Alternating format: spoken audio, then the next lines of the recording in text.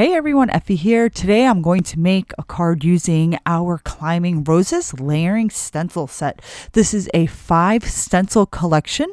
There are 3 layers for the petals and 2 layers for the foliage. And each stencil has etched instructions and numbers on them.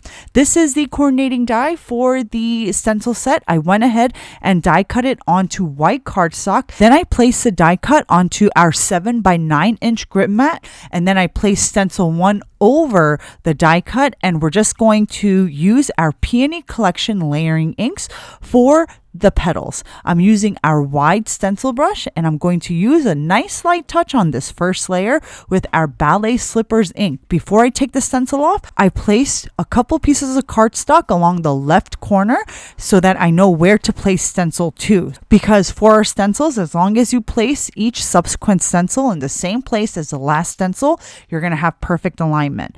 So once I blended stencil 2 with our Hollywood Star ink, I took that stencil off, placed stencil 3 down right inside the lower left corner, and then I blended this last petal layer with our Cosmopolitan Pink hybrid ink. And you want to use a nice heavy hand for this last layer to get that nice deep contrast. Then I took that stencil off, placed stencil 4 down, which is the first layer of the foliage, and I'm using our Soft Garden ink for this first light green layer. Then I took stencil 4 off, placed down stencil 5, which is the second foliage layer.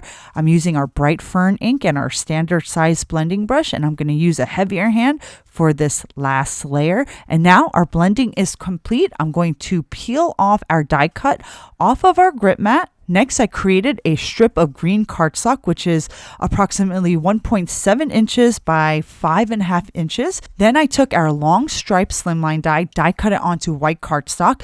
We're going to use the guts of the die cut for our card today. So I'm going to set aside those strips, and then I added some blending to the corners of our green cardstock with our Everglade Moss ink. And then I'm just using the white iridescent watercolor in our Gansai Tombi watercolors, and I'm just going to create some splatters onto that strip of green cardstock, and the splatters are just going to create some nice texture behind our roses. I'm going to set this strip aside to dry, and then I created some tick marks onto an A2 piece of cardstock, and we're just going to begin laying our strips right onto the panel. I freehanded the first strip, and then I placed the panel onto my grip mat, and then I placed my slimline die cut over the panel and the grip mat, and I'm essentially using that slimline die cut as my guide so that I can evenly place those strips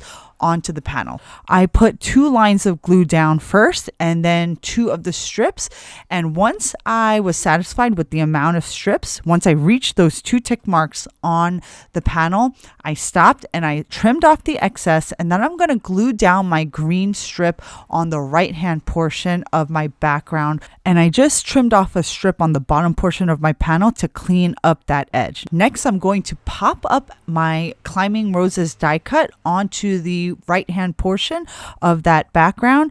I wanted to crop off a portion of the die cut to give it a little bit of interest. I trimmed off the excess pieces. I had this thank you word die cut that I had lying around, so I just added it to my card with some dimensional tape. Lastly, I added our iridescent dewdrops around my sentiment and along the top portion of the leaves of the roses, and my card is now complete. I hope you guys enjoyed today's video. Don't forget to hit the like button and be sure to subscribe to our channel because I'll be updating it frequently. Thanks for watching, guys. I'll see you next time. Bye.